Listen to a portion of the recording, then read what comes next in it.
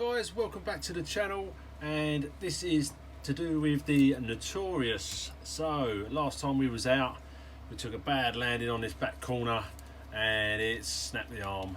So got some new RPM arms.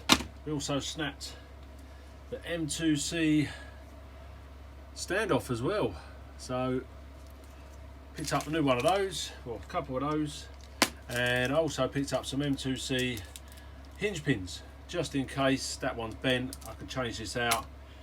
So we've got the drive shaft there, we've got the dowel ring bit to go in the top of the shock. So I'm going to take all this apart, change this all out, and I'll be back with you in a minute. Right, so we've got the new arm. This is the old one. So you see it's completely snapped off of there.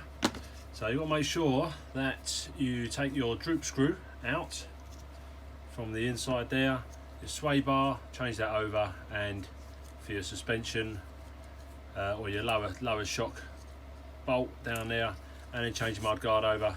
Now neither of the pins, hinge pins, were bent at all, but I'm going to chuck these brand new M2c ones in there, give that a go, and see how well they last. So give them a little test, and I've got these there for spares.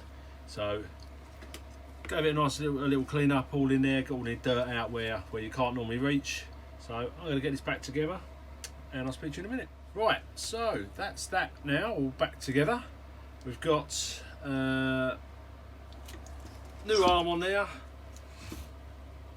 I did put the new pins in. This pin here was a little bit had a bit of a curve in it, so I gave that a little hammer out, and that's nice and straight now. And this was the old M2c bit. Now that completely bent and snapped out of there, and then we've got the old arm. Yeah, that just completely went. Must be something to do with how cold it was that day.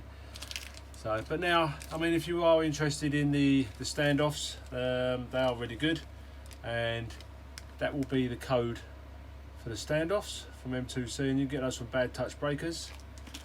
And these are for the hinge pins, and it is tall steel, so it's supposed to be stronger than the original hinge pins.